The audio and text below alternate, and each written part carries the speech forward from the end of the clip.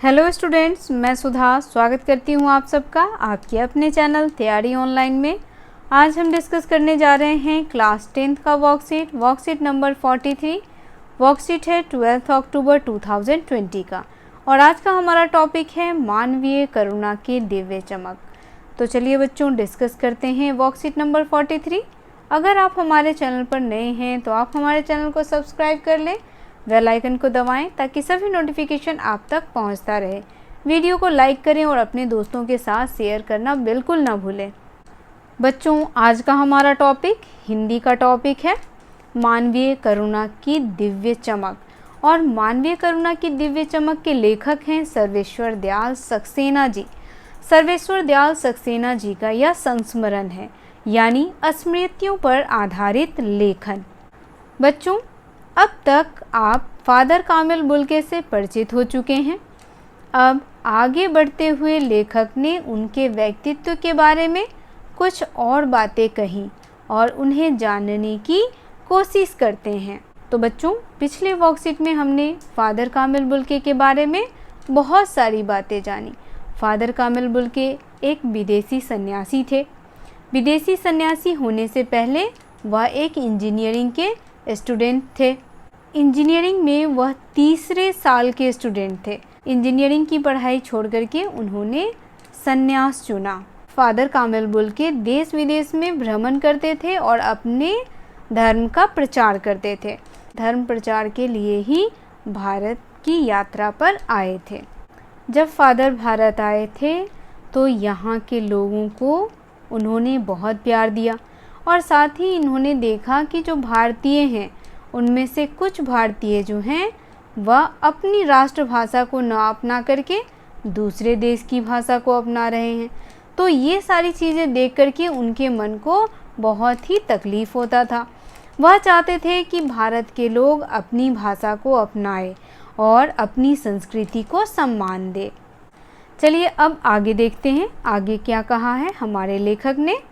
इस तरह हमारे बीच से वह चला गया जो हम में से सबसे अधिक छायादार, फल फूल गंध से भरा और सबसे अलग, सबका होकर सबसे ऊंचाई पर मानवीय करुणा की दिव्य चमक में लहलहाता खड़ा था, जिसकी स्मृति हम सब के मन में जो उनके निकट थे किसी यज्ञ की पवित्र आग की आंच की तरह आजीवन बनी रहेगी।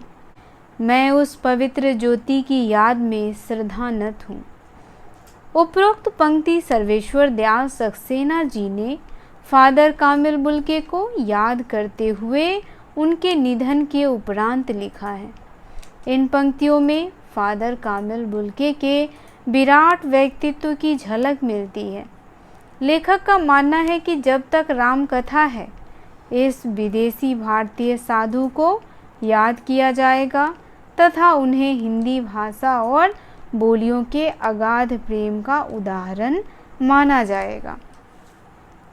तो बच्चों यहाँ हमारे लेखक सर्वेश्वर दयाल सक्सेना जी ने कुछ पंक्तियाँ फादर कामिल बुल्के के मरणोपरांत लिखा है।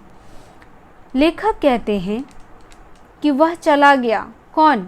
फादर कामिल बुल्के। वह सबसे अधिक छायादार, फल फूल गंध रस से भरे हुए थे और मानवीय करुणा की दिव्य चमक से लहलहा रहे थे।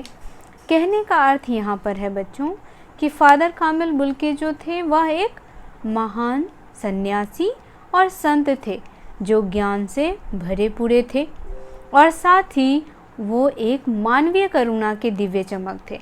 मानवीय करुणा की दिव्य चमक कहने का अर्थ यहाँ पर है जो मानवता के प्रति अपने आप को समर्पित कर दे। मानवता के लिए अपनी जीवन को उन्होंने समर्पित कर दिया। जिनको याद करते हुए हमारे लेखक क्या हैं?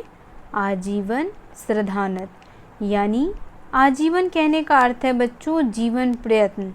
जब तक उनका जीवन है तब तक वह क्या है? श्रद्धानत, यानी श्रद्धा से उनके सामने झुके हुए। लेखक का मानना है कि जब तक राम कथा रहेगी तब तक फादर कामिल बुल्के की याद रहेगी। फादर कामिल बुल्के भारत में आकर भारत के ही हो गए और उन्होंने भारत में हर तबके के लोगों को अपना स्नेह दिया। जिनका कोई नहीं था उनका फादर कामिल बुल्के थे। बच्चों, हम सब आज बहुत ही सम्मान के साथ फादर कामिल बुल्के को याद करते हैं। वह हमारे देश के ना होकर के भी हमारे देश के हित में ही सोचते थे। उन्होंने हमेशा चाहा कि हमारे देश की राष्ट्रभाषा हिंदी होनी चाहिए, जबकि बहुत सारे भारतवासी ऐसे थे जो नहीं चाहते थे कि हमारे देश की राष्ट्रभाषा हिंदी हो। जब भी विदेशी भारतीय साधु को याद किया जाएगा तो फादर कामिल बुल्के को लोग हमेशा याद करेंगे। अब शब्दार्थ देख लेते हैं। यहाँ देखिए, मानवीय। मानवीय शब्द कहने का अर्थ है मानव के अनुरूप। मानव के अनुरूप यानी मनुष्य के जैसा। स्मृति। स्मृति शब्द कहने का अर्थ है याद। आजीवन यानी जीवन पर्यंत, यानी जब तक जीवन रहेगा तब तक, आजीवन। श्रद्धानत यानी श्रद्धा से झुका हुआ। श्रद्धा नत। नत मतलब होता है बच्चों झुकना, और श्रद्धा यानी सम्मान से, श्रद्धा से झुका हुआ। चलिए अब हम गद्यांश में पूछे गए प्रश्नों के उत्तर जान लेते हैं। तो बच्चों यहाँ देखिए, हमारा पहला प्रश्न है, लेखक ने फादर को याद करते हुए अपनी भावना किन शब्दों में प्रकट की। तो बच्चों इसका जवाब आप इस तरह से लिखेंगे, लेखक ने फादर को याद करते हुए उन्हें छायादार फल, फूल, गंध से भरा हुआ मानवीय करुणा की दिव्य चमक से लहलहाता पेड़ कहा है। चलिए बच्चों अगला प्रश्न देखते हैं। फादर के लिए मानवीय करुणा की दिव्य चमक का संबोधन क्यों किया गया। बच्चों फादर को क्यों मानवीय करुणा की दिव्य चमक कहा गया। तो देखिए इसका हो जाएगा उत्तर, फादर के लिए मानवीय करुणा की दिव्य चमक का संबोधन इसलिए किया गया क्योंकि उन्होंने गरीब, असहाय और उन्हें अपनाया जिनका इस दुनिया में कोई नहीं था। इसीलिए उन्हें मानवीय करुणा की दिव्य चमक कहा जाता है। अगला प्रश्न हमारा है बच्चों, फादर को विदेशी भारतीय साधु क्यों कहा गया। क्योंकि बच्चों फादर जो थे वह विदेशी थे और वह भारत में अपने धर्म प्रचार के लिए आए थे, इसीलिए उन्हें विदेशी भारतीय साधु कहा जाता है और वह भारत में आकर भारत में ही रह गए।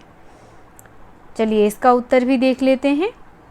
क्योंकि फादर विदेशी थे और उन्होंने पूरा जीवन भारतीय साधु की तरह यहाँ के लोगों की सेवा करते हुए समर्पित कर दिया, इसीलिए फादर को भारतीय साधु कहा जाता है।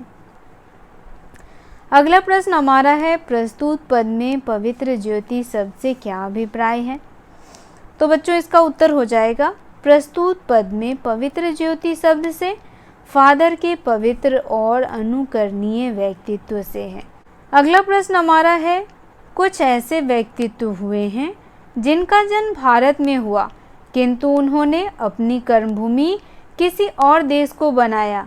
ऐसे व्यक्तियों की जानकारी एकत्रित कर सूची बनाएं तथा उनके कार्यों और योगदानों को लिखिए।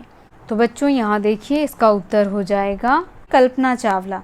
कल्पना चावला जो भारत की थी, उन्होंने अपना पूरा जीवन अमेरिका को समर्पित कर दिया, वह एक साइंटिस्ट थी। दूसरा हरगोविंद खुराना।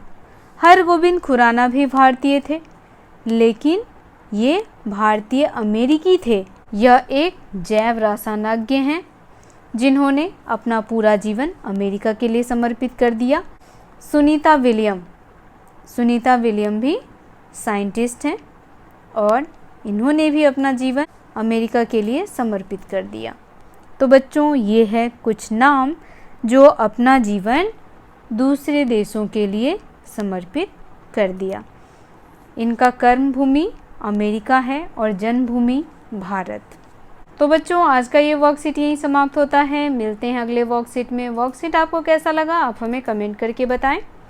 अगर आप हमारे चैनल पर नए हैं तो आप हमारे चैनल को सब्सक्राइब कर लें, बेल आइकन को दबाएं ताकि सभी नोटिफिकेशन आप तक पहुंचता रहे। वीडियो को लाइक करें और अपने दोस्तों को शेयर अवश्य करें ताकि उन्हें भी वर्कशीट नंबर 43 को सॉल्व करने में हमारी वीडियो से हेल्प मिल सके। आप हमें इंस्टाग्राम, ट्विटर और फेसबुक पर भी फॉलो कर सकते हैं, लिंक आपको डिस्क्रिप्शन में मिल जाएगा।